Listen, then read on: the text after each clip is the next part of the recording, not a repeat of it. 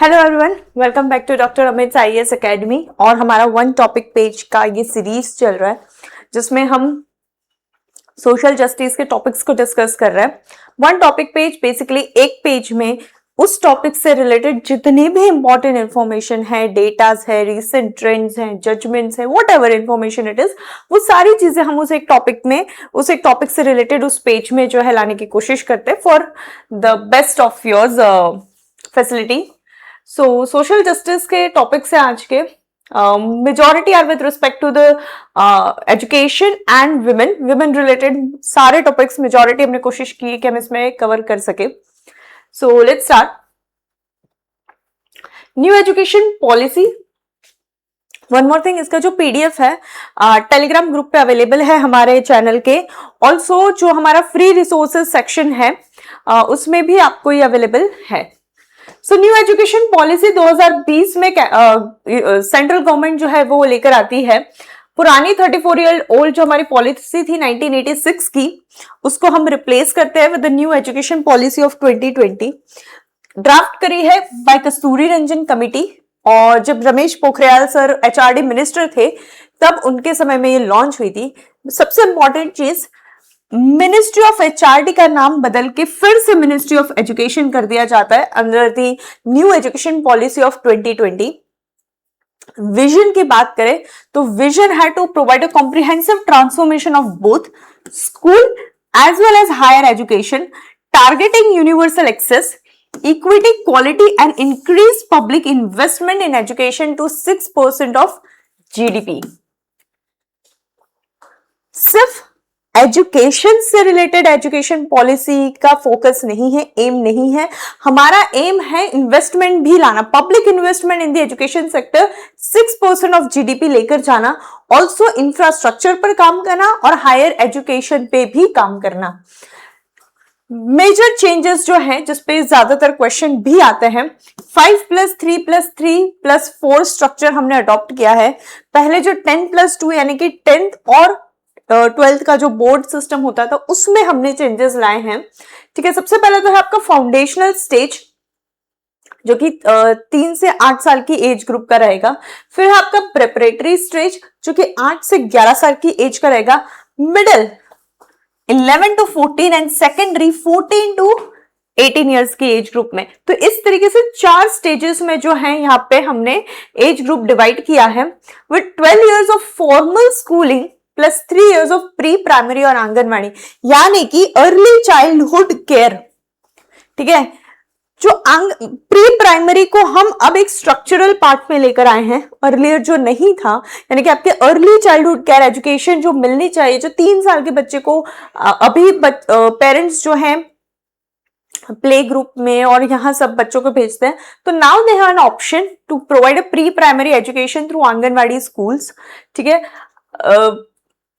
अगर हम modern education की बात करें तो सारे पेरेंट्स जो हैं प्री प्राइमरी एजुकेशन नहीं अफोर्ड कर पाते, वो अपने बच्चों को एक प्री प्राइमरी एजुकेशन के लिए प्ले स्कूल में नहीं भेज पाते हैं। सो टियर 3 या तालुका लेवल पे या विलेज लेवल पे भी अब ये ऑप्शन आंगनवाड़ी सेंटर के थ्रू आपके पास अवेलेबल है। फाउंडेशनल लिटरेसी एंड न्यूमरेसी, तो निपुण भारत सेटअप मिशन सेटअप किया है जहां पे हमारा FLN for all students by class 3 by 2025 functional literacy numeracy achieve करना है बाय 2025। ठीक है, मदर टंग इंस्ट्रक्शन, तो मीडियम ऑफ इंस्ट्रक्शन जो रहेगा वो होम लैंग्वेज या मदर टंग में रहेगा at least till grade 5, preferably till grade 8। ठीक है, ये NEP का फॉर्मूला है। 3 लैंग्वेज फॉर्मूला जिसपे हम अर्लियर भी डिस्कशन कर चुके हैं। ठीक है, रिफॉर्म विद फ्लेक्सिबिलिटी, 2 लैंग्वेज कोई भी आपको जो है इंडियन लैंग्वेज चूज करनी है और 3rd लैंग्वेज जो है आपकी फॉरेन लैंग्वेज हो सकती है, मोस्टली इंग्लिश रहती है। अब ये जो 2 लैंग्वेज नेटिव टू इंडिया, ठीक है, इसमें प्रेफरेबली रहता है कि भाई हिंदी तो एक रहेगी ही। ठीक है, उसके बाद एक रीजनल लैंग्वेज रहेगी, तो वो रीजनल लैंग्वेज से जो है हमारे जो स्टेट्स है जो सदर इंडिया में है उनको थोड़ी सी दिक्कत है, वो जो है हिंदी को अडॉप्ट नहीं करना चाह रहे हैं। वो उनका एक कहना ये भी है कि हमारी लैंग्वेज को रीजनल लैंग्वेज क्यों कहा जा रहा है, वो हमारी एक प्राइमरी लैंग्वेज होनी चाहिए, दूसरी कोई लैंग्वेज जो है हमारे पर चूज करने का ऑप्शन होना चाहिए। उसके जो 3 लैंग्वेज फॉर्मूला है उसमें हम डिटेल एक ओटीपी बना चुके हैं प्रीवियस लेक्चर्स में, प्रीवियस हमारा जो वीडियो था उसमें, तो आप उसको क्लियरली अच्छे से समझ सकते हैं। Holistic assessment, formative and competency based assessment replaces rote learning summative exams. ठीक है, परख हमने एस्टैब्लिश किया पोर्टल, ठीक है, जहां पे प्रॉपर बच्चों का जो असेसमेंट है वो भी प्रॉपर वे में होगा, considering the skills, the competition skills, बाकी सारे जो भी उनके फैक्टर्स हैं। पहले जो रोट लर्निंग पे, रट्टाफिकेशन पे जो हमारी एग्जाम्स होती थी, उन चीजों को रिप्लेस करके कंपिटेंसी बेस्ड असेसमेंट हमने इंट्रोड्यूस किया है। नो डिटेंशन पॉलिसी हम लेके आए हैं। ठीक है, पहले क्या होता था कि क्लास 5, क्लास 8 तक बच्चों को फेल नहीं करना है, ये प्रॉपर इंस्ट्रक्शन थे स्कूल्स में, गवर्नमेंट स्कूल्स में, कि क्लास 5वीं तक के बच्चों को तो आपको फेल नहीं करना है। वो चीज अब रिप्लेस हो चुकी है। इन्होंने कहा है कि भाई जो ऑटोमेटिक प्रमोशन था ना क्लास 5वीं और 8वीं तक, वो कुछ नहीं रहेगा। एग्जाम दो, मेरिट लाओ, अगर आप एलिजिबल हो तो आपको प्रमोशन मिलेगा। फेल होते हो तो आपके पास 2 मंथ का टाइम है to give a repeat exam for the same grade. ठीक है, नहीं तो फिर आप फिर क्लास फिर से रिपीट करो। हायर एजुकेशन में हम रिफॉर्म्स लेके आए। ग्रॉस एनरोलमेंट रेशियो जो है हमने 26.3% से 50% तक का हमने टारगेट रखा है by 2035। So with an estimate of 3.5 crore new seats. Multidisciplinary under graduate program, तो 4 ईयर अंडर ग्रेजुएट प्रोग्राम रहेगा with multiple entry and exit option. Certificate पहले साल में आपको मिलेगा, 2 साल में आपको डिप्लोमा डिग्री मिलेगी, 3 साल में आपको डिग्री एंड 4 साल में आपको डिग्री विद रिसर्च दी जाएगी। CUET as a common admission route, एक ही एंट्रेंस एग्जाम रहेगी। ठीक है, higher education commission of India जो है यूजीसी को रिप्लेस करेगा and AICTE as a single coordinating body with 4 verticals. तो एक ही आपकी बॉडी रहेगी higher education commission of India. इसके 4 पार्ट्स रहेंगे। NHERC जो रेगुलेशन का काम करेगी, GEC जो स्टैंडर्डाइजेशन का काम करेगी, HEGC that is a grant commission जो ग्रांट्स के लिए वर्क करेगी, एंड एक्रेडिटेशन बॉडी रहेगी NSE। Foreign universities, top foreign universities, उसकी भी एक पर्टिकुलर लिस्ट है। They are permitted to open campuses in India. और टीचर की जो ट्रेनिंग होगी, मिनिमम 4 ईयर BEd प्रोग्राम रहेगा, mandatory for all teachers by 2030। यानी कि स्कूल्स में किसी भी टीचर को पढ़ाना है तो अब मैंडेटरी उनके लिए BEd कंपलसरी रहेगा, जो कि 4 साल का प्रोग्राम रहेगा। तो अगर हम यहाँ के सिग्निफिकेंस की बात करें न्यू एजुकेशन पॉलिसी की, तो सबसे पहले निपुण भारत है जो हमारे FLN को अचीव करने में हेल्प करेगा। CUET स्टैंडर्डाइज एडमिशन टेस्ट रहेगी for all the central universities. Okay, I am so sorry.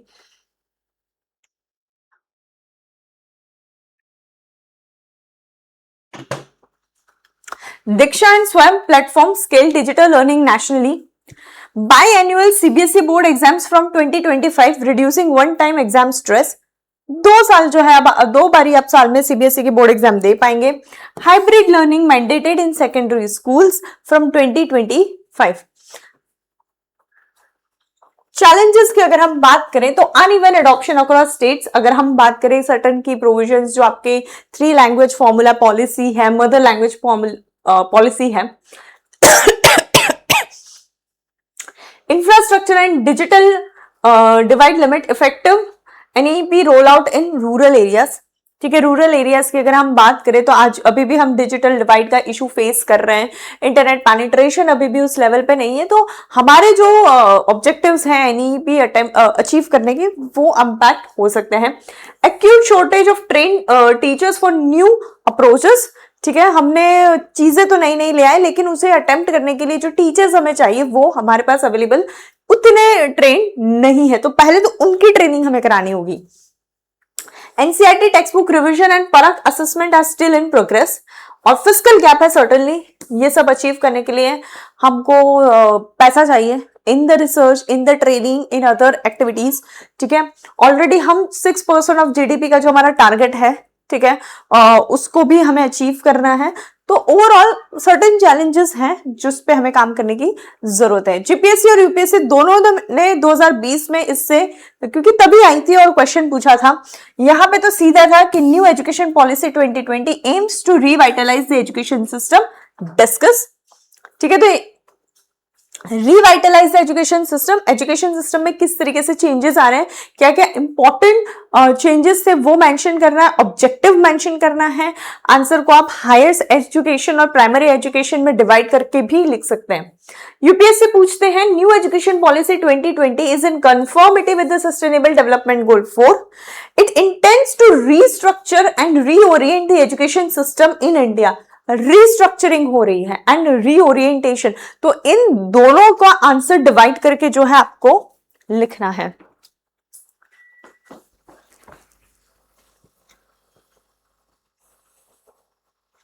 Right to education, article 21A। ठीक है, अब यहां पे सुप्रीम कोर्ट ने Unnikrishnan JP versus state of Andhra Pradesh में यह कहा था कि भाई right to life under article 21 includes the right to education as a dignified life is impossible without it. उससे प्रेरित होकर 2002 में 86 कॉन्स्टिट्यूशनल अमेंडमेंट एक्ट लेकर आती है सरकार। ठीक है, जहां पे आर्टिकल 21A प्रॉपरली इंसर्ट किया जाता है, जो कहता है, ठीक है, it guarantees free and compulsory education to all children aged 6 to 14 years।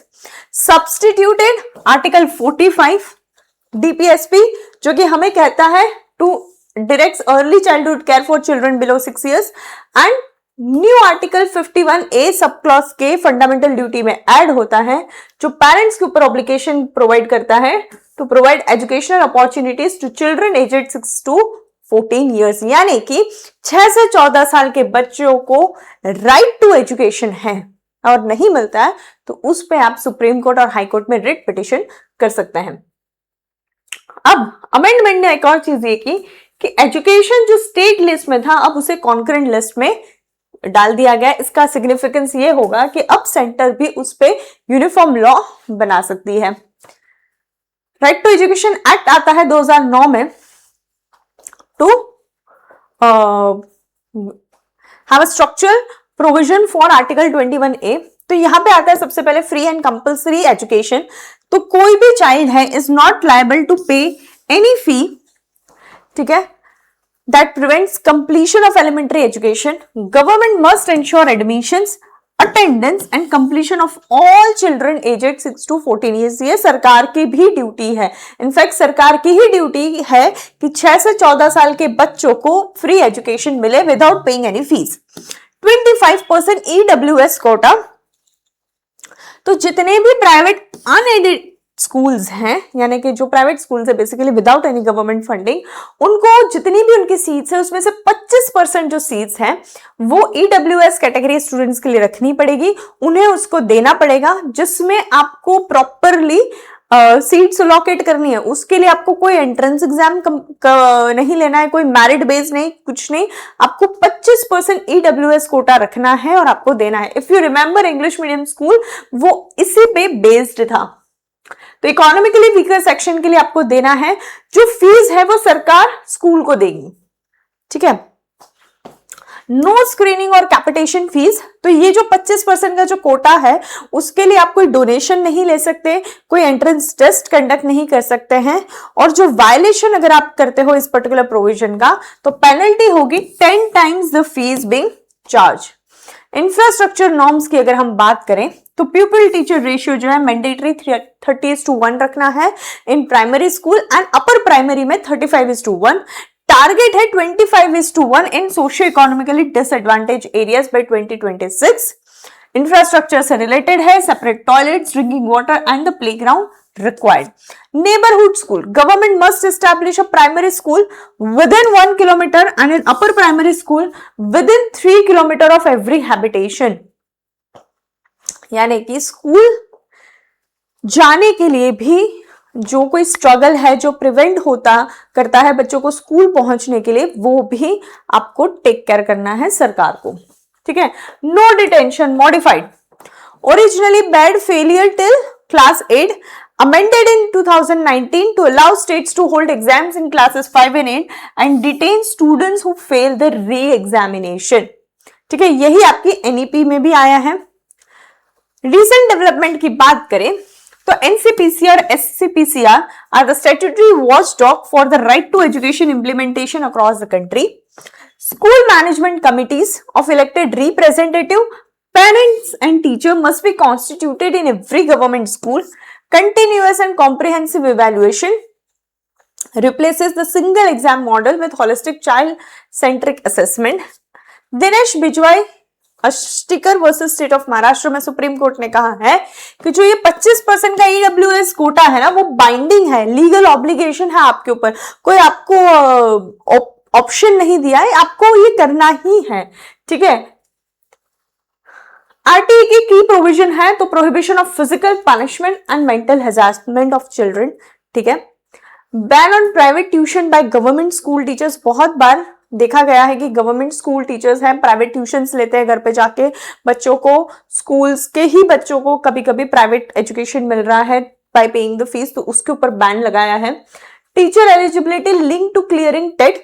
Teacher eligibility test होगा, आपको वो क्लियर करना है, तभी आपको जो है गवर्नमेंट स्कूल में आप पढ़ा सकते हो। SMC oversight of school grants and functioning. School management committee है, वो ग्रांट्स और फंक्शनिंग के ऊपर देखरेख रखेगा।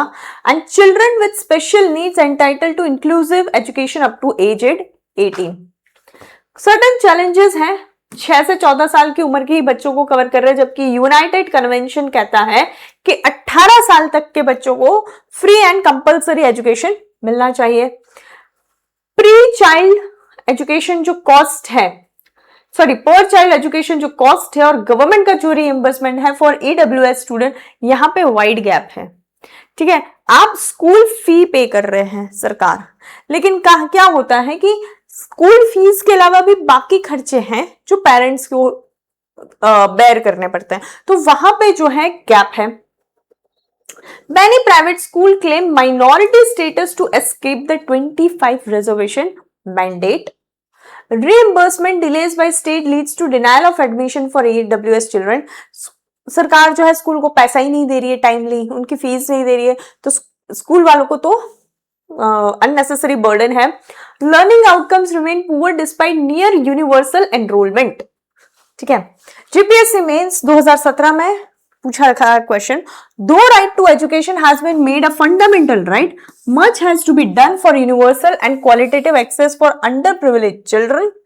Discuss the measures necessary for providing accessibility to qualitative education. तो पहले बताओ राइट टू एजुकेशन है क्या, फंडामेंटल राइट वो कैसे बनता है, क्या चैलेंजेस अभी भी हम फेस कर रहे हैं, तो ये सारे चैलेंजेस लिखने हैं आपको।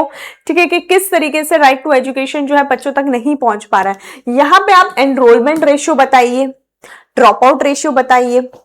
ठीक है, discuss the measures necessary for providing accessibility to qualitative education. वहां पे उनको एजुकेशन, सिर्फ आरटीई का फुलफिलमेंट ही नहीं होना है, बट एक क्वालिटेटिव एजुकेशन भी उनको मिलना चाहिए। यूपीएससी मेंस 2022 में क्वेश्चन पूछती है, right of children to free and compulsory education act 2009 remains inadequate in promoting an incentive-based system for children's education without generating awareness about the importance of schooling. ठीक है, तो इंपॉर्टेंस ऑफ स्कूलिंग भी parents तक पहुंचाना है, eventually admission कराने तो उन्हीं जाना है। ठीक है, स्कूल जो सरकार है घर घर जाके तो बच्चों की स्कूलिंग और वो नहीं देख सकती, इवेंचुअली तो पेरेंट्स को ही जाना, तो एक स्कूल अवेयरनेस भी जनरेट करनी है बहुत सारे पेरेंट्स में। ठीक है, curriculum of on AI in schools. ना एक ये बहुत अच्छा इनिशिएटिव लिया जा रहा है कि एआई को स्कूल लेवल पे ही इंट्रोड्यूस कर दिया है करिकुलम में। ठीक है, तो रिसेंटली सीबीएसई और एनसीईआरटी ने क्या करा है, they have launch a computational thinking and artificial intelligence curriculum for class 3 to 8। 2026-27 के एकेडमिक सेशन से ये शुरुआत होगी कि बच्चों को स्कूलिंग लेवल से ही एआई क्या है, उससे क्या क्या फायदे हैं, उसका फ्यूचर क्या है, आप उसको फ्यूचर में अपने इसमें कैसे यूज कर सकते हैं, ये सारी चीजें जो है यही से बताई जा रही है। ठीक है, तो ऑब्वियसली जब वो एक मार्केट में निकलेंगे टू गेट द जॉब या फिर किसी भी डिग्री में जाएंगे, उनके पास ऑलरेडी वो स्किल्स स्कूलिंग लेवल से ही डेवलप हो गई होगी। The initiative is organically embedded into everyday learning, focusing on fundamental understanding and AI for public good. Teachers की ट्रेनिंग एज ऑफ नाउ चल रही है और एनसीईआरटी भी जो है dedicated AI text book for classes 9 to 12 develop कर रहा है। न्यू एजुकेशन पॉलिसी की हमारी जो थॉट है, ठीक है, जो सरकार का जो ऑब्जेक्टिव है which emphasizing on coding, computational thinking and digital literacy, जो कि 21st century की competencies के लिए जरूरी है, उसको भी ये मूव जो है फुलफिल करता है। तो एआई का स्कूल एजुकेशन में नीड क्या है, सबसे पहले वो समझते हैं। Workforce alignment. देखो अब जो है ना, अब जो जॉब मार्केट आ रहा है वो टेक सेवी है, ठीक है, पुराने जैसा मार्केट नहीं रहा है। डिमांड बहुत अलग हो चुकी है, हायर लेवल ऑफ स्किल्स चाहिए उनको, क्रिएटिव चाहिए, एडेप्टिव थिंकर्स चाहिए। तो ये सारी अगर आप स्कूलिंग लेवल से ही प्रोवाइड करना शुरू कर दोगे तो जब तक वो बच्चा ग्रेजुएट होके जॉब में के लिए मार्केट में जाएगा, he will be train in this section for sure.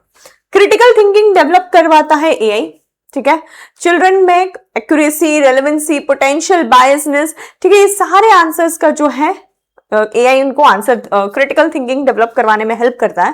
Personalise learning, ठीक है, एआई जो है हर बच्चे की arithmetic skills, coding errors, grammatical mistakes, इन सारी चीजों को ध्यान में रखते हुए बच्चों को जो है वो पर्सनलाइज लर्निंग देता है। Inclusion and accessibility, speech to text, real time translation, adaptive visual aids, bridges gap for students with learning disabilities और लैंग्वेज बैरियर्स। बहुत बार जो है लैंग्वेज बैरियर की वजह से बच्चों को प्रोबेबली पढ़ने में प्रॉब्लम होती है, ठीक है, घर में पूरा वातावरण हिंदी का है, स्कूल इंग्लिश है, मीडियम इंग्लिश है, ठीक है, तो एआई जो है वो हेल्प करती है। एथिकल रिस्पॉन्सिबिलिटी, तो स्कूल एनवायरनमेंट जो है चिल्ड्रन को फेयरनेस, प्राइवेसी, सस्टेनेबिलिटी को ध्यान में रखते हुए जो है ये चीजों पे डेवलप किया जा रहा है।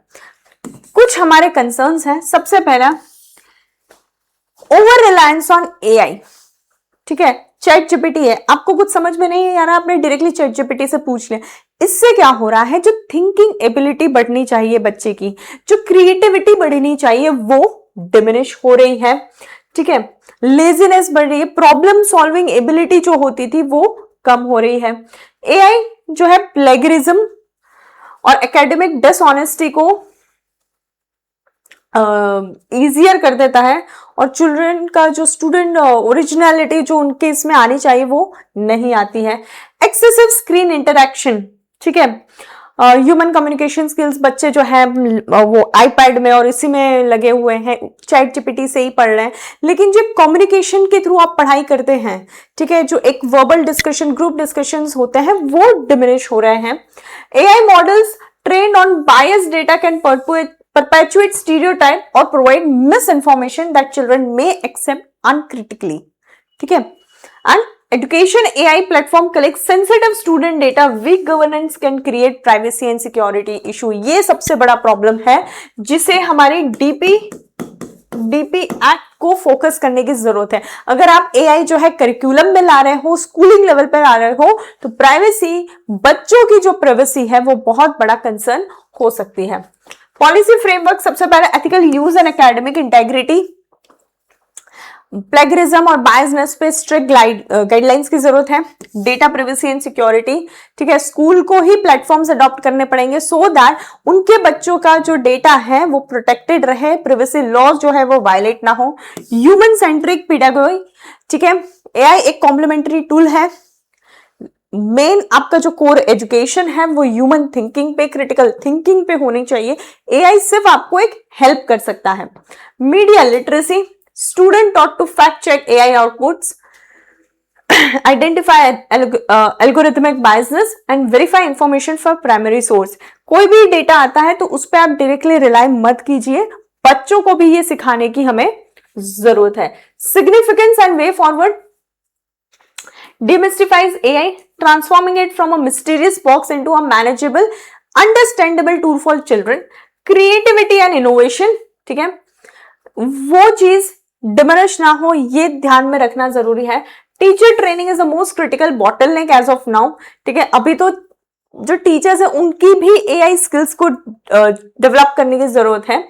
equity concern, rural and government school access to devices and internet must be ensured before AI curriculum is developed. India must develop a national AI ethics charter for schools, balancing innovation with child safety standards. So ये basically आपके framework and way forward है. Yes, a question which can be asked in GPSC, chances है क्योंकि AI news में है. Examine the rationale and challenges for introducing an artificial intelligence curriculum in school education in India. AI क्या है, AI की schools में जरूरत क्या है, क्या क्या चैलेंजेस हैं और क्या वे फॉरवर्ड है. Simple answer, social media addiction in children. अब ये एक बहुत बड़ा कंसर्न सिर्फ इंडिया में नहीं बट वर्ल्ड लेवल पे देखा जा रहा है कि सोशल मीडिया का जो यूज है, जो बच्चों पे यूज हो रहा है, स्पेशली द टीनेजर्स, ठीक है, एक तो यूज बढ़ गया है, ठीक है, दूसरी साइड उसके नेगेटिव इंपैक्ट भी देखे जा रहे हैं. तो इस चीज को हमें कंट्रोल कैसे करना है, बच्चों को प्रोटेक्ट कैसे करना है, उस चीज पे एक ह्यूज कंसर्न जो है वर्ल्ड लेवल पे भी देखा जा रहा है. तो बेसिकली सोशल मीडिया एडिक्शन हो रहा है बच्चों में, जिसके ऊपर से उनका जो बिहेवियरल चेंज देखा जा रहा है, उनके जो डेली फंक्शनिंग है, उनके रिलेशनशिप्स है, उनके मेंटल वेलबींग है, उस पे जो है वो इम्पैक्ट देखा जा रहा है. Unlike ordinary heavy use, addiction involves cravings, inability to curtail usage despite negative consequences and anxiety when offline. अगर हम डेटा की बात करें तो 1.12 billion cellular connections were active and 806 million individuals were online by nearly 2025, जिसमें से 491 जो है सोशल मीडिया थे, सोशल मीडिया यूजर्स थे, रिप्रेजेंटिंग 33.7% ऑफ द पॉपुलेशन. कुछ की डेटा देखते हैं. Around 210 million people world wide are estimated to be addicted to social media in the internet. देखो सोशल मीडिया और इंटरनेट सब यूज कर रहे हैं, ठीक है, मैं हूं, आप है, हम सब यूज कर रहे हैं, लेकिन एडिक्शन जो है वो एक कंसर्न है.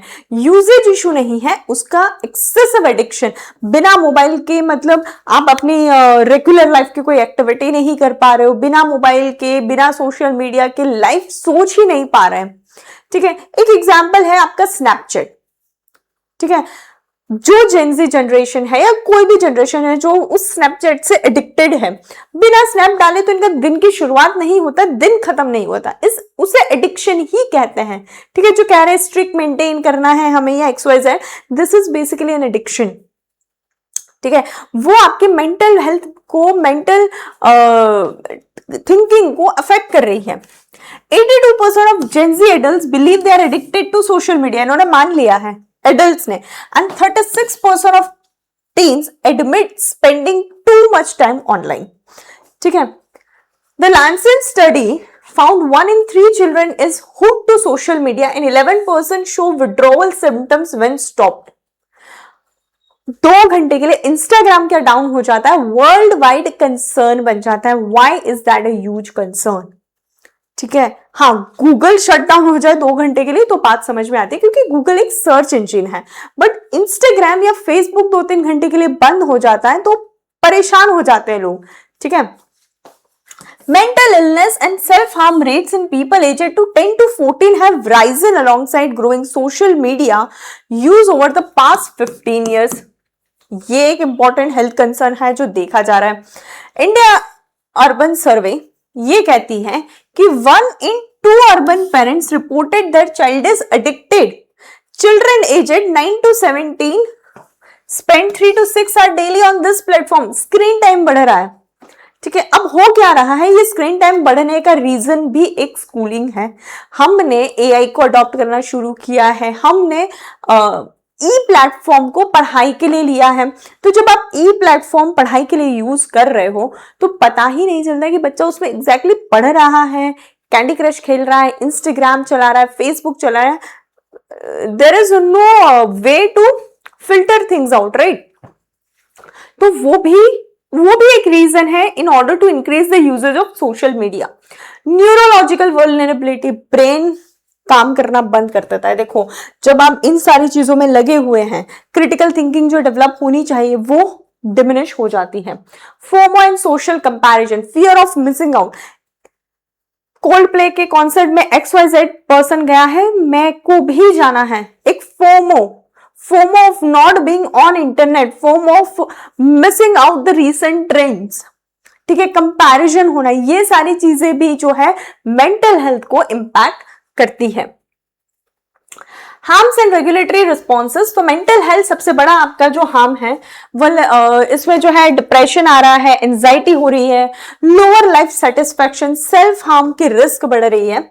स्लीप एंड अटेंशन, इतना स्क्रीन टाइम दोगे, रात रात भर बिंज वॉच करेंगे तो आपका जो नाइट टाइम है जो पीसफुल स्लीप के लिए होना चाहिए वो डिसरप्ट हो रहा है। Risk exposure, cyber bullying, sexual exploitation, harmful challenges and access to illicit content increases with earlier risk and adoption. Academic impact, obviously school में भी आपके अटेंडेंस का इशू होना, आपका मेंटली जो है फोन में लगे हुए रहना, तो वो सारी चीजें हैं वो आपकी एकेडमिक परफॉर्मेंस को इम्पैक्ट करती है।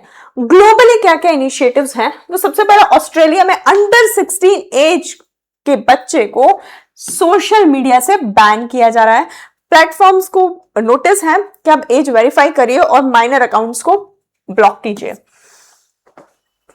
इंडिया में हम लेकर आए हैं डीपीडीपी एक्ट, ठीक है, जहां पे हमने मैंडेट किया है verifiable parental consent before a child open a social media account.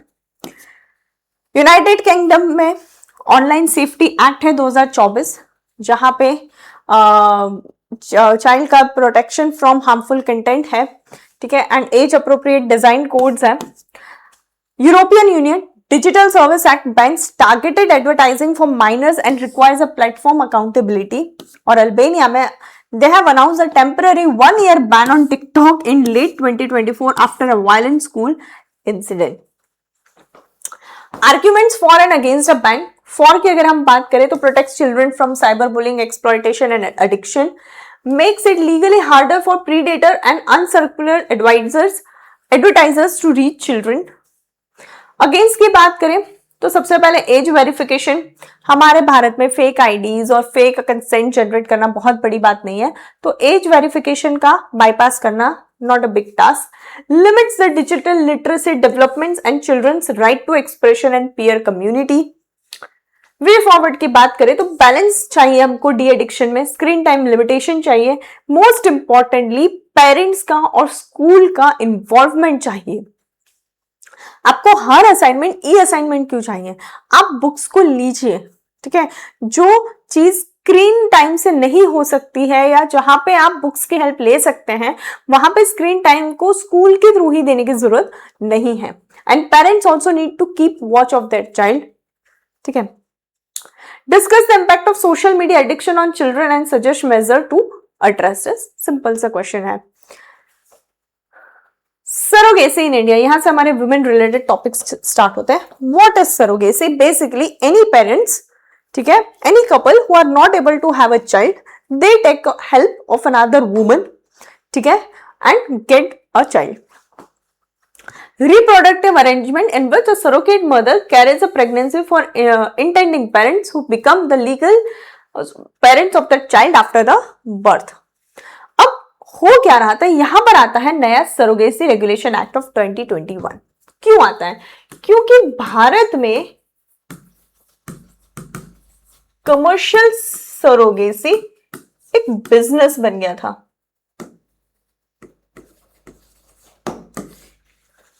ठीक है, फॉरेन से कपल आ रहा है और हमारे यहाँ पे एक प्रॉपर एक रैकेट जैसा बन गया था जहां पे महिलाओं को लिया जाता था, पैसे दिए जाते थे 10-15 लाख रुपए for the surrogacy. I mean, amount may differ from 2 lakhs also to 5 lakhs to 1 lakhs, 10 lakhs to 15 lakhs depending। ठीक है, तो सरोगेसी जो है एक जरिया बन गया था to exploit a women, poor women, ठीक है, just to have a child. उनकी मेंटल कंडीशन, उनकी हेल्थ कंडीशन को ध्यान में ना रखते हुए सिर्फ पैसों के थ्रू उनका एक्सप्लॉइटेशन हो रहा था। तो उस चीज को कर्ब करने के लिए सरकार सरोगेसी रेगुलेशन एक्ट 2021 लेके आती है, जहां पे ओनली जेस्टेशनल सरोगेसी यानी कि parents embryo from the intending parents और डोनर्स ही लिया जाता था, और सरोगेट मदर का जेनिटल लिंक जो है, जेनेटिक लिंक नहीं रहेगा, उसे परमिट करती है and prohibits the traditional surrogacy, यानी कि आप किसी को भी सरोगेट मदर नहीं रख सकते। सरोगेसी के लिए पहली चीज तो पेरेंट्स की इनफर्टिलिटी प्रूव होना, ठीक है, एंड सेकेंडली जो है आपका कोई क्लोज रिलेटिव ही आपका सरोगेट हो सकता है। Commercial surrogacy is meant to prevent the exploitation, and only altruistic surrogacy is allowed, covering medical expenses and insurance typically through a close relative. तो eligibility और key provision, सबसे पहले तो intending couple must be an infertile married Indian couple, जो district medical board जो है उनको certificate देगा of essentiality। महिला की जो उम्र है, women की age 23 to 50 and male age 26 to 55। Single women, a widow or a divorce aged 35 to 45 may avail surrogacy. She must use her own eggs and donor sperms 2024 rules के हिसाब से। Surrogate mother must be a close relative of the intending couple, married, aged 25 to 35, must have at least one biological child and can act as a surrogate only once in her lifetime। ये सबसे important clause है जो नया trend लेकर आया है, नई amendment है। 2024 में अमेंडमेंट आता है, it allows use of a donor gamete egg or sperm if the district medical board certifies that either partner has a medical condition preventing use of their own gamete। ठीक है, Arun मुठवेल supreme court की ruling से ये जो है amendment हुआ है। बहुत बार ये होता है कि दो में से एक पेरेंट प्रॉपर इनफर्टिल है, ठीक है, तो अब आपको डोनर एग और स्पर्म की हेल्प लेनी ही पड़ेगी, या फिर कोई जेनेटिक इशू है जिसकी वजह से वो अपना एग या स्पर्म नहीं यूज कर सकते, in order to avoid that genetic disorder in the upcoming child. Penalties है up to 10 years of imprisonment and up to 1 lakh of fine of rupees 1 lakh for violations such as selling embryos, exploitation of the surrogate और child trafficking। Supreme court की कुछ major rulings हैं। सबसे पहले तो है इनका Arun Muthuvel versus union of India, जहां पे सुप्रीम कोर्ट ने कहा है, स्टे किया था ruling mandating both gametes from the couple, calling it a frustrating to the acts of to the purpose, जो एक्ट का पर्पस था। Vijay Kumari versus union of India, यहां पे सुप्रीम कोर्ट ने फिर से रूलिंग की, age limit can not apply retrospectively to couples who have already frozen their embryos और स्पर्म्स और the eggs. Shelly versus union of India, Delhi high court ने allow किया है widow to use deceased husbands cryopreserved sperms holding that reproductive autonomy under Article 21 extend after a spouse's death if consent is evidence। High court Gujarat और Delhi high court ने ये जो close relative word use किया है इसे ambiguous माना गया है। नॉन रिलेटिव महिला अगर कोई है जो विलिंग है, जैसे कोई फ्रेंड हो गई या दूर की कोई रिश्तेदार हो गई, ठीक है, तो उसको भी कंसिडर किया गया है only when there is no close relative available। Single child है, ठीक है, उनका कोई क्लोज रिलेटिव ही नहीं है, तो किसी और की वो हेल्प ले सकते हैं। Secondary infertility, supreme court is as of now hearing the petitions to read down the prohibition on surrogacy for couples who already have a biological child, currently only permitted if existing child is mentally or physically disabled। ठीक है, किसी parent का एक child है, mentally disable है या physically disable है, तो वो सरोगेसी के थ्रू सेकंड चाइल्ड ले सकते हैं। लेकिन उन पिटिशंस को देख रहे हैं जहां पे ऑलरेडी एक बायोलॉजिकल चाइल्ड है, उनको दूसरा बायोलॉजिकल चाइल्ड चाहिए, तो उस पे क्या हो सकता है, सुप्रीम कोर्ट में पिटिशंस चल रही है। अब यहाँ पे कुछ शॉर्ट कमिंग्स हैं। सबसे पहले एलजीबीटी कम्युनिटी को यहाँ पे एक्सक्लूड किया है, लिव इन कपल्स और सिंगल मैन को भी सरोगेसी के राइट से एक्सक्लूड रखा है। क्लोज रिलेटिव का जो क्लॉज है वो प्रॉपरली डिफाइंड नहीं है, तो उसको कोडिफाई करने की जरूरत है। Commercial ban may push surrogacy underground to unregulated settings. Rigid age and infertility criteria exclude genuine cases where pregnancy is medically dangerous, ठीक है, बहुत बार जो है आप फर्टाइल भी हैं लेकिन जो महिला है वो प्रेगनेंसी कैरी करने के स्टेज में ही नहीं है through due to certain medical conditions. Excessive bureaucracy, multiple level clearance with short validity cause long delays. यहाँ पे ये सर्टिफिकेट लेके आओ, फिर ये सर्टिफिकेट लेके आओ, उसकी वजह से जो है लॉन्ग डिले हो रहा है। अब way forward, expand eligibility to include all individual irrespective of marital status और orientation with strict ethical safeguards. Clearly defined close relative कौन होगा, ठीक है, ये सरकार को अब डेफिनेशन की जरूरत है। Explore a regulated hybrid model with fair compensation for surrogate to prevent exploitation. Digitize and streamline medical board approvals, ठीक है, थोड़ा सा फास्टर करिए उसको। And mandatory surrogate screening for STDs and HIV, life insure coverage under the surrogacy contract. Model question, अभी तक इस पे जीपीएससी ने भी क्वेश्चन नहीं पूछा है। Examine the ethical, social and legal issues arising from surrogacy in India in light of surrogacy regulation act. तो एथिकल इश्यूज क्या है, सोशल इश्यूज क्या है और लीगल कंसर्न्स क्या है। बेटी बचाओ बेटी पढ़ाओ स्कीम सरकार की फ्लैगशिप स्कीम जो 2015 में केंद्र सरकार लाती है। बेसिकली पहले ये स्कीम हरियाणा सरकार की थी just to improve the sex ratio, ठीक है, फिर केंद्रीय सरकार इससे प्रेरित होती है और अब इसको सेंट्रली फ्लैगशिप स्कीम में लेकर आती है सरकार 2015 में। एड्रेस करना है डिक्लाइनिंग चाइल्ड सेक्स रेशियो, ठीक है, prevent gender bias sex selective elimination and promote the survival protection and education of the girl child। तो ओवरऑल सिर्फ सेक्स रेशियो ही नहीं लेकिन बच्चियों को पढ़ाना भी है, ठीक है, बच्चियों के बर्थ को सेलिब्रेट करना है बेसिकली।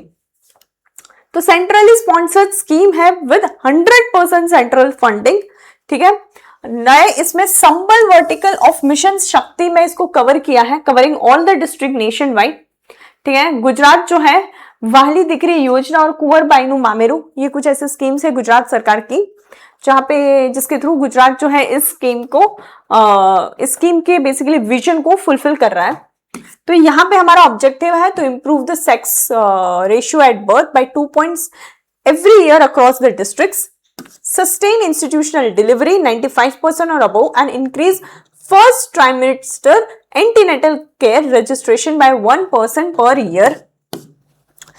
गर्ल चाइल्ड का enrolment ratio in secondary education को इंक्रीज करना by 1% every year and check the drop out at secondary and higher secondary education. Raise awareness on safe menstrual hygiene management and promote skilling and economic participation of girls and women. Structure centrally sponsored scheme है जहां पे 100% central funding होगी।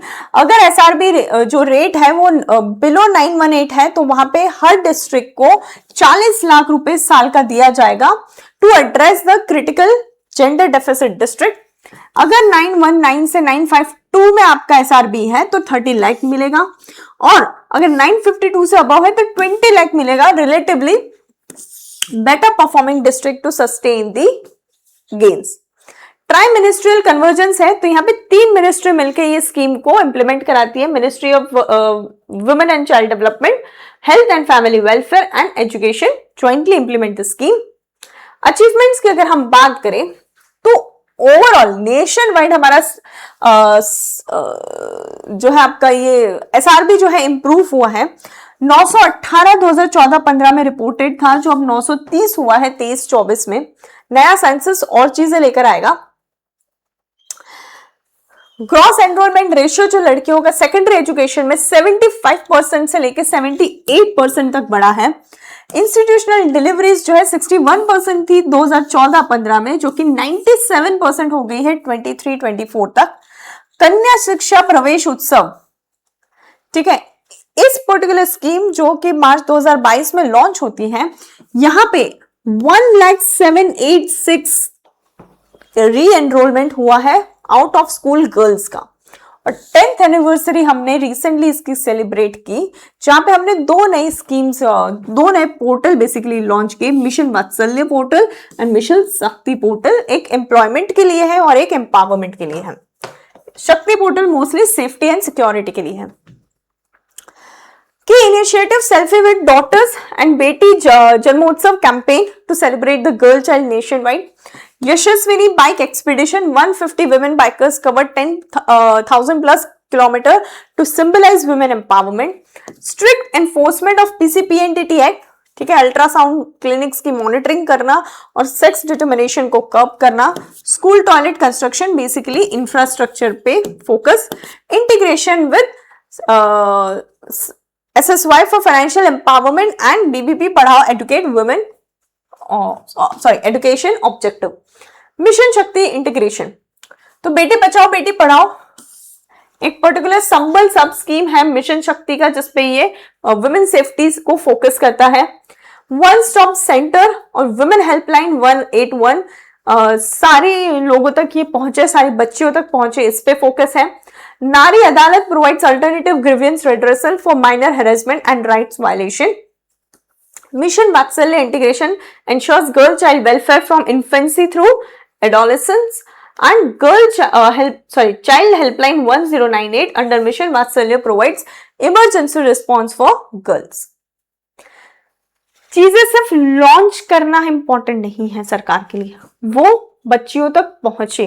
तो ये जो आपका वात्सल्य है या मिशन शक्ति पोर्टल है, इनका काम है कि ये चीजें बच्चियों तक पहुंचे, उनको पता हो कि कौन से समय हमें कौन सी चीज को यूज करना है. Model question, assess the performance of Beti Bachao Beti Padhao scheme in improving the child sex ratio and girls education. तो यहाँ पे इसके अंदर जो भी नई नई चीजें हुई है, चाहे वो वन स्टॉप सेंटर हो, नारी अदालत हो, जितनी भी सब स्कीम्स ये है या योजना लॉन्च हुई है, उन सब का आपको असेसमेंट करना है और उन सब को लेकर आना है जस्ट टू शो कि ये जो स्कीम है ये चाइल्ड सेक्स रेशियो और गर्ल्स एजुकेशन को इंप्रूव करने में हेल्पफुल रही है. Maternity benefit in India DPSP का भी पार्ट है, ठीक है. तो इसके लिए पहले हमारे पास थी मैटरनिटी बेनिफिट एक्ट ऑफ 1961, जिसमें 2017 में जो है हम अमेंडमेंट लेके आए हैं. तो बेसिकली पहले वाला जो एक्ट था, मैटरनिटी लीव, पेड लीव 12 हफ्तों की थी, जिसको 17 के अमेंडमेंट में 26 हफ्तों का किया गया है फॉर द फर्स्ट 2 चिल्ड्रन. ठीक है, अब इसमें भी थोड़े क्लॉजेस सब क्लॉजेस हैं. तो पहले 2 चिल्ड्रन की डिलीवरी के लिए महिलाओं को पेड लीव 26 हफ्तों की मिलेगी. Act applies to every factory, mine, plantation, shop और एनी एस्टैब्लिशमेंट एम्प्लॉइंग 10 और मोर पर्सन. लेकिन महिलाओं को एटलीस्ट 80 डेज का काम किया होना चाहिए in the past 12 months immediately preceding expected delivery to be eligible. ऐसा नहीं है कि आपने आज ज्वाइन किया और 3 महीने बाद आप पेड लीव पे उतर गए, वो क्योंकि वो उसमें भी आपकी रेगुलरिटी होनी चाहिए और 12 महीने में से 80 दिन काम करे हुए होने चाहिए. तो की प्रोविजन, लीव ड्यूरेशन 26 हफ्तों की मिलेगी for the first 2 children. Third child में ऐसा नहीं कि नहीं मिलेगी लेकिन 12 हफ्तों की paid leaves. Adoption and surrogacy, अगर कोई महिला है जो बच्चे को अडॉप्ट करती है, वो बच्चा जो कि 3 महीने से कम उम्र का है, तो उनको 12 हफ्तों की लीव मिलेगी. कमिश्निंग मदर है यानी कि सरोगेसी है, तो जिस दिन से बच्चे को हैंड ओवर किया जाएगा उस दिन से 12 हफ्तों की पेड लीव मिलेगी. वर्क फ्रॉम होम को हम अलाउ करेंगे after the maternity leave ends, और म्यूचुअली अग्रीड टर्म्स जो भी एम्प्लॉय और एम्प्लॉयर के बीच में रहेगी. क्रैश फैसिलिटी, एस्टैब्लिशमेंट विद 50 और मोर एम्प्लॉयज, आपको क्रैश फैसिलिटी मदर को देनी पड़ेगी और वो उस क्रैश फैसिलिटी में एटलीस्ट 4 विजिट डेली करेंगी. मेडिकल बोनस, 3,500 का मेडिकल बोनस आपको देना पड़ेगा. If there is no prenatal और postnatal care provided by the employer for the free of charge. और job protection, unlawful to dismiss or change service condition for a women's disadvantage during on account of maternity leave. Paternity leave और complementary schemes की अगर हम बात करें तो as of now कोई central legislation नहीं हमारे पास जो प्राइवेट सेक्टर एम्प्लॉय में पैटर्निटी लीव अलाउ करता हो. सेंट्रल गवर्नमेंट एम्प्लॉयज यहां पे है कि mail central government employees entitled to 15 days of paternity leave under the civil services leaves rule. प्रधानमंत्री मातृ वंदना योजना है, ये जो है 5,000 का कंडीशनल कैश ट्रांसफर करती है for the first child and extended to second child if she is a girl under mission शक्ति। ESI स्कीम, ESIC में जितनी भी महिलाएं कवर्ड हैं, ठीक है, मैटरनिटी बेनिफिट लीव उनको मिलती है। सर्टेन चैलेंजेस हैं, इनफॉर्मल सेक्टर का यहाँ पे एक्सक्लूजन है। आज भी भारत में 90% महिलाएं जो है अनऑर्गेनाइज सेक्टर में काम कर रही हैं, ठीक है, कंस्ट्रक्शन वर्क में काम करना, अब यहाँ पे कोई मैटरनिटी लीव नहीं मिलती है। मदरहुड पेनल्टी, ये 26 हफ्तों का जो है कॉस्ट है, तो बहुत सारे लोग जो है जानबूझ के जो है महिलाओं को हायर ही नहीं कर रहे हैं अगर उनकी जो एज है वो चाइल्ड बियरिंग एज आती है। क्रैश कॉम्प्लायंस अभी भी नहीं है बहुत सारे अर्बन और पेरी अर्बन के इंफ्रास्ट्रक्चर्स में। No mandatory paternity leave, stereotype कि भाई जो है वो महिलाओं की ही रिस्पॉन्सिबिलिटी है चाइल्ड की केयर करना। And medical bonus of 3500 is outdated. अब हेल्थ केयर कॉस्ट बहुत बढ़ गई है, 3500 में कुछ नहीं होता है, ठीक है। रिसेंट जुडिशियल अगर हम ट्रेंड्स देखें तो के Uma Devi versus Tamil Nadu, supreme court 2024 में कहती है कि भाई मैटरनल लीव जो है, मैटरनिटी जो लीव है is integral to a women's dignity under article 21। और आपका स्टेट का जो 2 चाइल्ड नॉर्म्स है वो इस चीज को इम्पैक्ट नहीं कर सकता है। तीसरा बच्चा अगर होता है तो आपको लीव जो है 12 हफ्तों की देनी पड़ेगी।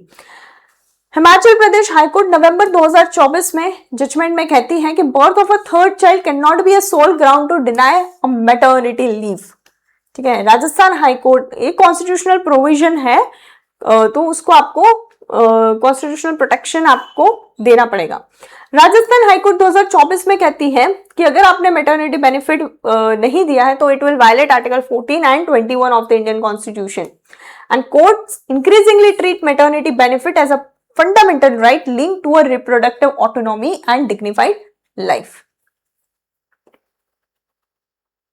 Women's reservation, बहुत important topic, और as of now if I see in India, at least हमारी employment opportunities in the Lok Sabha, Rajya Sabha and the Panchayati Raj institutions, we are being provided fair reservation. हाँ, लोक सभा और राज्य सभा में हमने अमेंडमेंट लेकर आए हैं 2029 में, नए सेंसस के बाद उसको भी इंप्लीमेंटेशन मिलेगा। तो यस, हमारी लेजिस्लेटिव बॉडीज में हमको प्रॉपर अब रिजर्वेशन मिल रहा है।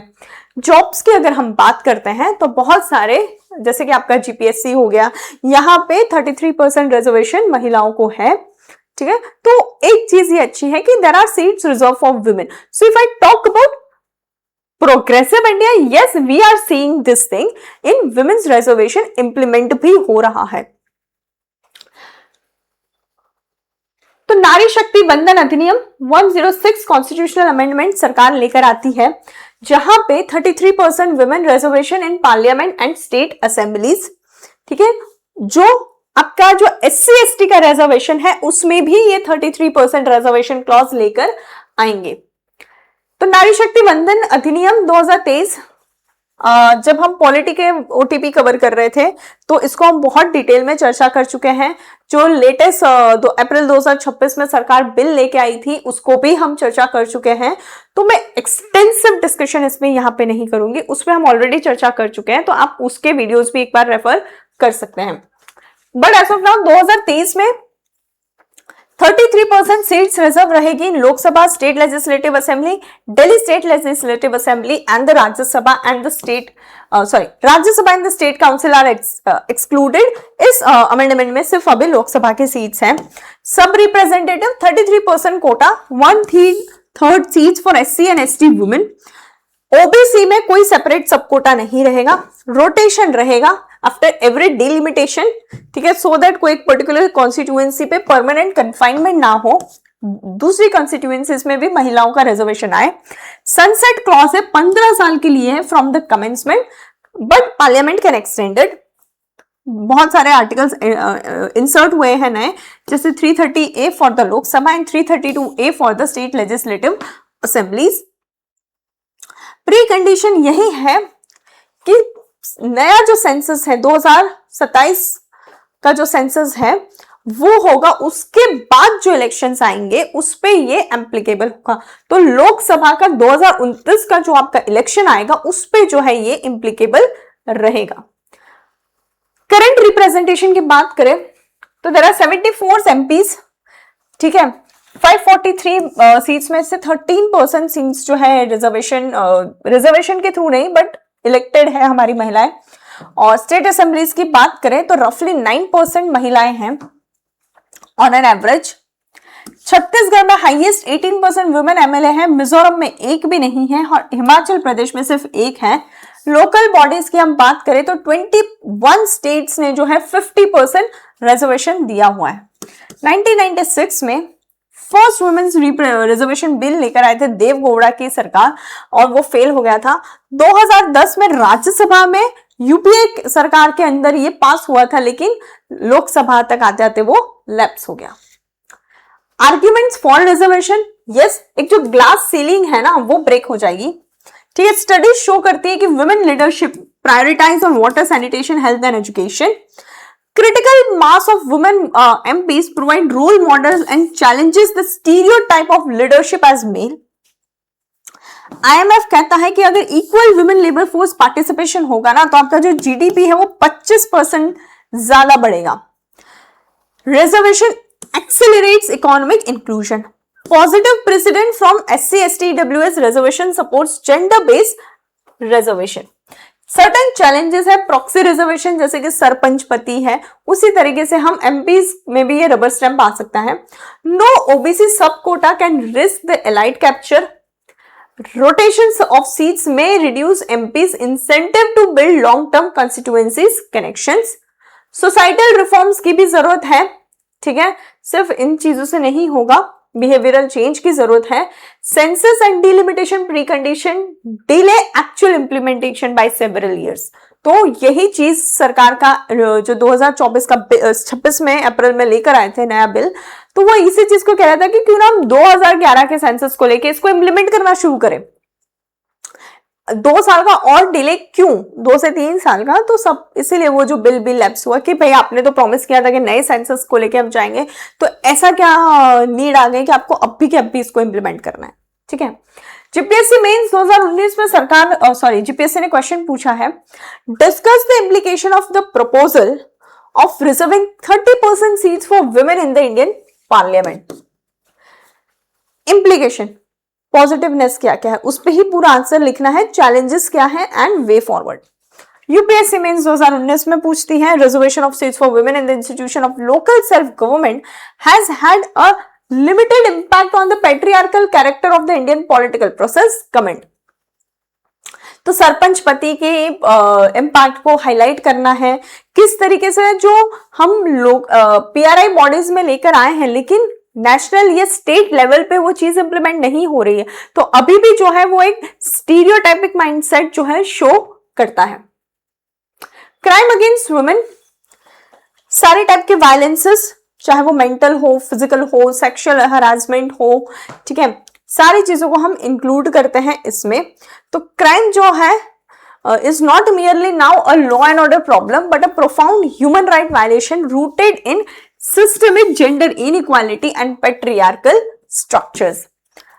क्राइम इन इंडिया 2024 के डेटा की हम बात करें तो national crime rate against women stood at 66.4 per lakh women, up from 64.5 in 2021. Cruelty or by husband or relative was the most prevalent offense at 31.4%, followed by kidnapping and abduction, assault to outrage modesty and rape.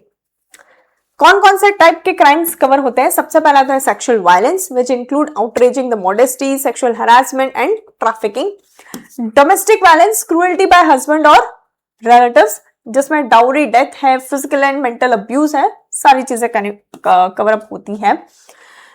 Liberty crimes, kidnapping and adoption, acid attacks. New cyber crimes, cyber stalking, non-consensual image sharing, deepfake, blackmail. Digital harassment is the fastest growing category as per the CCPWC scheme.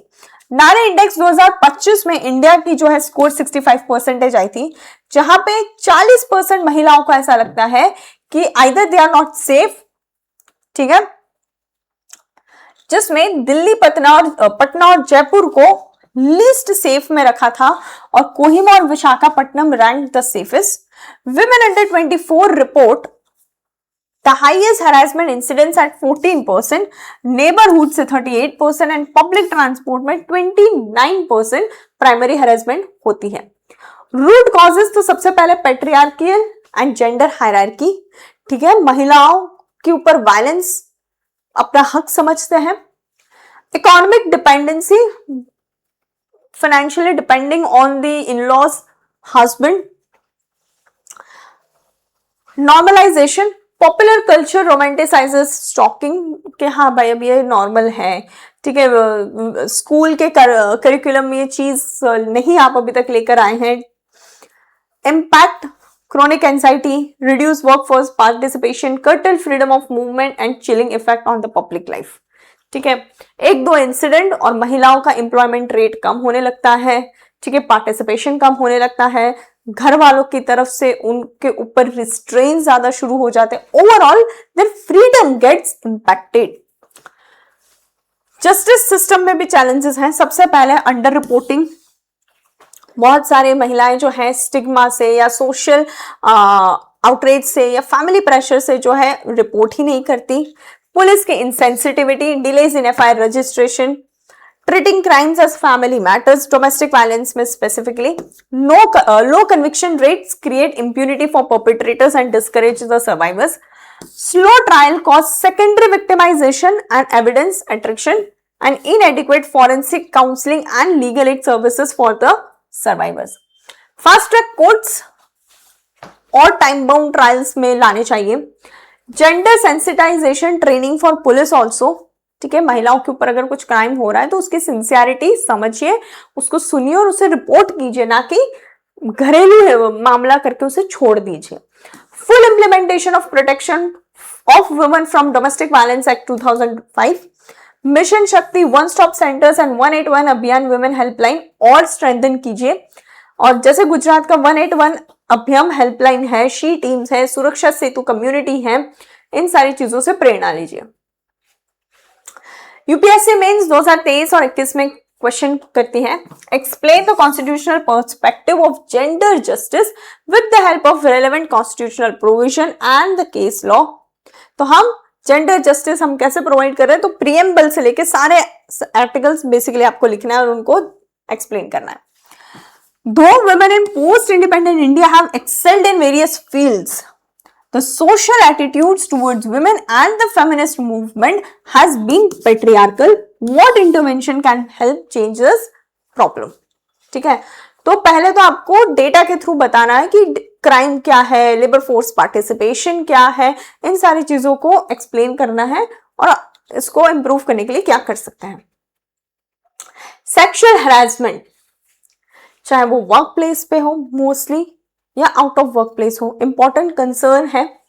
ठीक है, Vishakha and others versus state of Rajasthan के through हमने पहली बार work place पे sexual harassment को recognise किया और supreme court इस पे गाइडलाइन लेकर आती है, जिस पे 2013 में जाके एक्ट बनता है. तब तक भारत में महिलाओं के ऊपर जो सेक्सुअल हैरेसमेंट हो रहा है एट वर्क प्लेस, उस पर कोई कानून नहीं था, सिर्फ सुप्रीम कोर्ट की गाइडलाइंस ही थी.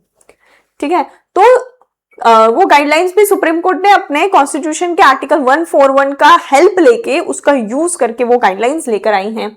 अब पॉश एक्ट 2013 है क्या, तो ये कहते हैं कि एक इंटरनल कंप्लेंट कमेटी बनानी होगी उस ऑर्गेनाइजेशन में जहां पे 10 से ज्यादा एम्प्लॉयज काम कर रहे हैं. वहां पे एक प्रिसाइडिंग ऑफिसर होगा जो कि एक सीनियर महिला अधिकारी होंगी उसी कंपनी की. वो जो इंटरनल कंप्लेंट कमेटी रहेगी उसके half of the member has to be women. There has to be one external NGO member mandatory. फिर आएगी आपकी लोकल कंप्लेंट कमेटी, जो अनऑर्गेनाइज सेक्टर या स्मॉल एस्टैब्लिशमेंट जहां पे 10 से ज्यादा लोगों की एम्प्लॉयमेंट है. कंप्लेंट टाइमलाइन रहेगी, written complaint must be filed within 3 months of the incident and ICC may extend by 3 more months for sufficient cause. अगर आप बताते हैं कि डिले का कॉज क्या है. Inquiry process, inquiry to be completed within 90 days. Interim relief can include transfer, leave up to 3 months or restraining the respondent. Natural justice principles must be followed. Quid pro quo, submission to or rejection of unwelcome conduct used as basis for employment decisions such as promotion, salary और termination. ठीक है, ये सब चीजें नहीं use होंगी. Hostile environment, unwelcome conduct severe और pervasive enough to create an offensive or intimidating working environment including physical contact, sexual remarks और pornographic material. ये सब भी जो है इसमें कवर सेक्सुअल हरासमेंट में होगा. Recent development, शी बॉक्स हम लेकर आए हैं, अब उसको हमने मल्टीलिंगुअल कर दिया है. एनोनिमसली फिलिंग आप कर सकते हो बिना आपका नाम बताए. ठीक है. Supreme court in Aureliano Fernandes case directed physical verification of ISIS.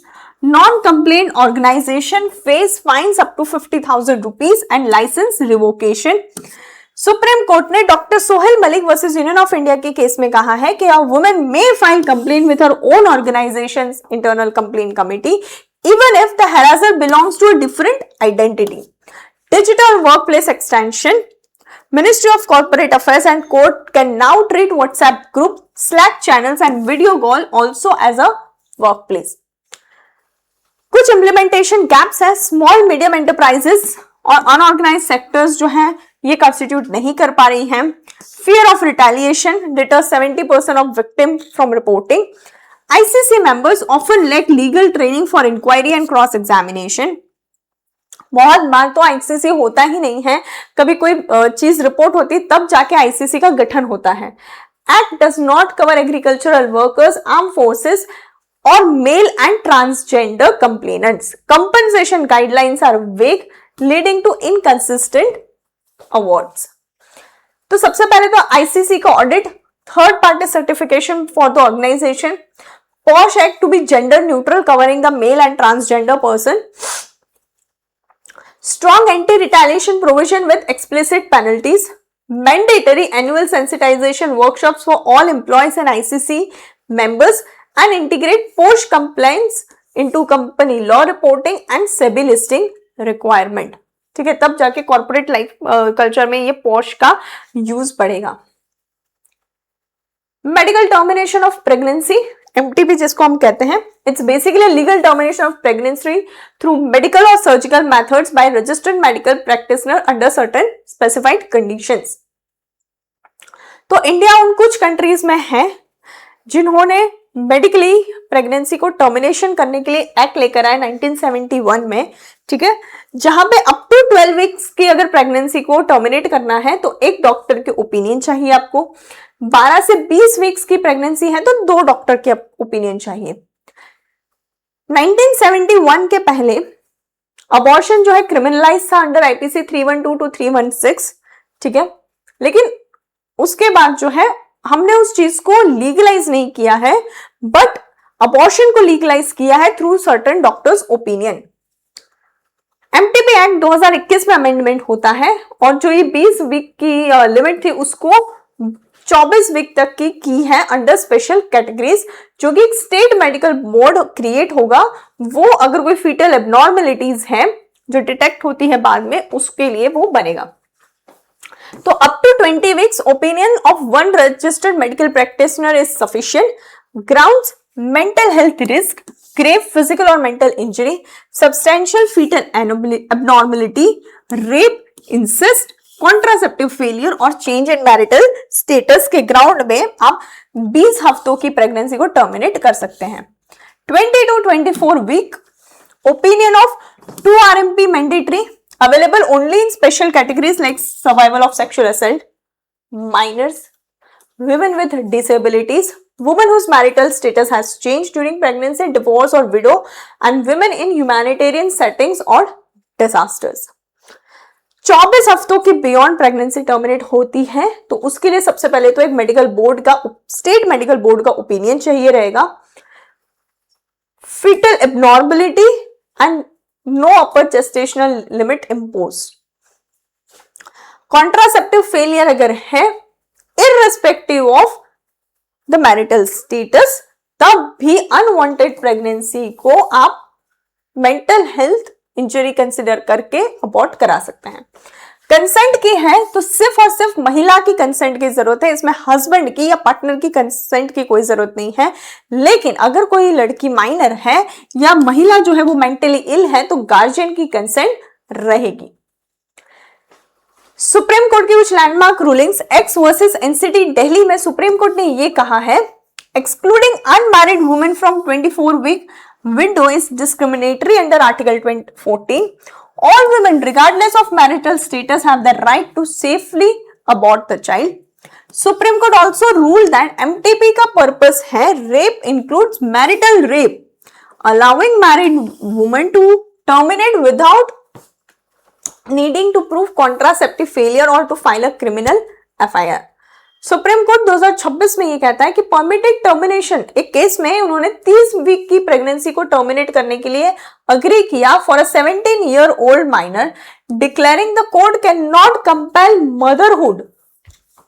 24 week का वो लेके आप मदरहुड को कंपेल नहीं कर सकते। Reproductive autonomy under article 21 outweighs foetal viability in extreme mental trauma cases. Data की अगर हम बात करें तो MTP rose from 5.34 lakh to 8.93 lakh, 67% increase देखा गया। मिनिस्ट्री ऑफ हेल्थ ने जुलाई 2025 में बताया। महाराष्ट्र में सबसे हाईएस्ट केसेस रिकॉर्ड हुए हैं। Telangana 16,059 cases but 917.6% surge over 5 years। और वेस्ट बंगाल में चीजें डिक्लाइन हुई है।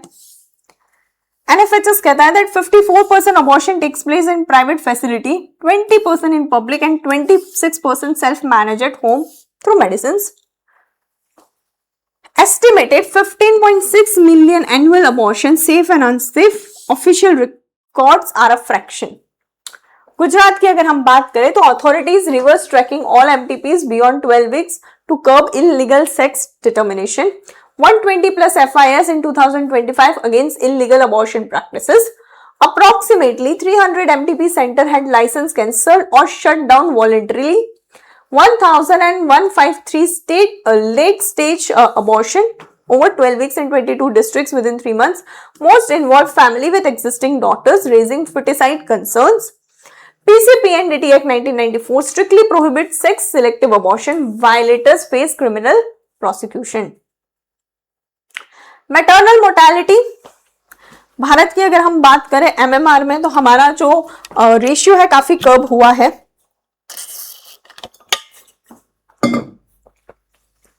तो what is MMR? Death of a woman while pregnant during childhood और within 42 days of termination of pregnancy from any cause related to और aggravated by the pregnancy but not from accidental और incidental causes. तो MMR जो है death per 1 lakh life birth से count होता है। India का अगर हम एमएमआर देखें has decline to 80 per lakh in live births, 86% reduction since 1990 versus a global reduction of only 48%। India has met the SDG target below 70 per 1 lakh births by 2030 at the national level. 8 state है जिनका जो है below SDG targets हैं, जिसमें केरला है 20 पे, Maharashtra 38, Telangana 45, Andhra Pradesh 46, Tamil Nadu 49, Jharkhand 51, Gujarat 53 and Karnataka 63। High burden states हैं आपके असम, मध्य प्रदेश, उत्तर प्रदेश। एनएफएचएस कहता है कि इंस्टीट्यूशनल बर्थ जो है 88.6% राइज हुआ है। एंटीनेटल केयर इंप्रूव हुआ है। Postnatal care within 2 days भी इंप्रूव हुआ है। गुजरात में specifically high institutional delivery rates हैं via Chiranjeevi Yojana. Then you have 108 emergency transport, expanding first referral units. ठीक है, so basically overall government schemes की वजह से इंस्टीट्यूशनल डिलीवरी राइज अप हुई है। कॉजेस ऑफ मैटरनल मोर्टालिटी, सबसे पहले तो डायरेक्ट कॉजेस जो कि आपके मेडिकल कॉजेस हैं, हेमरेज है, ठीक है, postpartum issues, hypertensive disorders, eclampsia, sepsis, unsafe abortion and obstructed labour leading to uterine rupture. Indirect causes हैं एनीमिया, आयरन डेफिशिएंसी की वजह से, malnutrition, pre existing condition such as heart disease, diabetes aggravated by pregnancy. 3 delay model है। सबसे पहला delay है to seek the care, declining in taking a care. Second is reaching a facility due to transport, terrain और finances. Third is receiving adequate care, staff shortage, absent blood banks, etc. Poor infrastructure is also one of the reason. Lack of equipped PHCs and CHCs, absence of specialized obstetric and neonatal care units in the rural and the remote areas. सरकार की certain schemes हैं. सबसे पहले है जनानी सुरक्षा योजना, जहां पे कंडीशनल कैश ट्रांसफर मिलता है for the institutional deliveries among the poor pregnant women. प्रधानमंत्री सुरक्षित मातृत्व अभियान, free comprehensive ANC on the 9th of every month. लक्ष्य, quality improvement in labour rooms and maternity OTs to reduce preventable deaths. सुरक्षित मातृत्व आश्वासन, zero tolerance policy for denial of maternity services by any hospital. National iron plus initiative, iron and folic acid supplement for pregnant women and women of reproductive as सरकार supply करेगी. Way forward. तो सबसे पहले सिर्फ और सिर्फ institutional deliveries को focus नहीं करना है, वहां पे quality of care after the child birth पे भी फोकस करना है. Strengthening referral transport and emergency obstetric centres for all the district hospitals. Gujarat का जो मैटरनल और चाइल्ड ट्रैकिंग केयर है उसमें 100% जो है रिपोर्टिंग और रिव्यू होता है.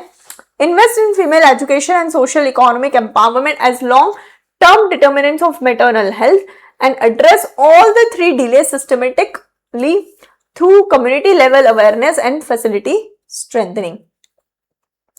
Last topic of the day, triple तलाक. इंपॉर्टेंट भी है यूसीसी क्योंकि न्यूज में रहता है इसलिए. तो व्हाट इज ट्रिपल तलाक? बेसिकली तलाक बिद्दत इस्लामिक फॉर्म ऑफ डिवोर्स है where a Muslim man could instantly dissolve a marriage by pronouncing the word talaq 3 times in immediate succession. ठीक है, इसके बाद कोई रिकंसिलिएशन और कूलिंग ऑफ पीरियड नहीं होता है. उसके अलावा 2 टाइप ऑफ और तलाक है. तलाक हसन, सिंगल प्रोनाउंसमेंट फॉलोड बाय इद्दत वेटिंग पीरियड, कि इद्दत खत्म होगा उसके बाद वो तलाक इफेक्टिव रहेगा. एंड तलाक हसन, 3 pronouncement over 3 successive menstrual cycle allowing a period of cooling down. Supreme court में केस जाता है. सबसे पहले शाहबानो का केस होता है जो कि मेंटेनेंस पे था. वहां पे भी सुप्रीम कोर्ट ने इस ट्रिपल तलाक के इस इशू पे कंसर्न शो किया था. शायरा बानो का केस है वर्सेस यूनियन ऑफ इंडिया 2017 में, जहां पे कॉन्स्टिट्यूशनल बेंच ने 3:2 मेजोरिटी पे कहा था कि ट्रिपल तलाक जो है अनकॉन्स्टिट्यूशनल है और सरकार को इस पे कोई लॉ लाके उसे पर काम करने की जरूरत है. क्या ग्राउंड्स है? तो सबसे पहला ग्राउंड है राइट टू इक्वालिटी को ये वायलेट करता है and right to life and personal liberty को. कोर्ट ने कहा कि it is not an essential religious practice and is manifestly arbitrary. इस पे से सरकार लॉ लेके आती है Muslim women protection of rights on marriage act of 2019, जहां पे ट्रिपल तलाक को वाइड कहा गया, वेदर ओरल, रिटर्न, इलेक्ट्रॉनिक और by any other means is declared void and illegal. Husband को है 3 साल तक की पनिशमेंट है plus fine and it is a cognizable offence. Non bailable यानी कि बेल आपको कोर्ट से ही लेनी है, बट कंपाउंडेबल यानी कि समझौता करके केस वापस ले सकते हो. Subsistence allowance, woman is entitled to a magistrate determined allowance for herself and dependent children, और उस दरमियान चाइल्ड की जो कस्टडी है माइनर चाइल्ड की वो भी महिला के पास रहेगी. After this act 82% drop in reported triple talaq cases, establishes supremacy over secular constitutional law, जहां पे फंडामेंटल राइट्स को ज्यादा प्रेवलेंस मिली over the personal religious belief, provides financial security through subsistence allowance, aligns India with legal systems of Pakistan, Bangladesh, Egypt and Turkey, यानी कि बाकी Muslim countries में भी ये प्रैक्टिस को इलीगल माना गया है. क्रिटिसिज्म, सिविल मैटर को क्रिमिनलाइज कर दिया गया है. फैमिली वेलफेयर और चिल्ड्रन के मेंटल हेल्थ पे रिस्क है. No parallel criminal provision for equivalent practice in other personal laws. Supreme court is hearing petition challenging 2019 as of now, and Supreme Court has appointed amicus curiae on whether Muslim women have absolute right to खुला without husband consent. तो खुला का भी जो provision है उस पे भी सुप्रीम कोर्ट में डिस्कशन चल रही है. So that's it for the day. If you want any other topic to be discussed in OTP, please let us know in the comment section. We'll definitely work on that. And if you want any other topic to be discussed in much detail, तो वो भी आप हमें बता सकते हैं. और भी कोई डाउट हो तो कमेंट सेक्शन में आप हमें डाल सकते हैं. PDF is available on the Telegram channel and also on our website's free resource section. So kindly go through this, and I'm sure maximum of the datas and the topics has been covered. Still you have any doubt, you can definitely let us know through in the comment sections. Till then, thank you and all the best.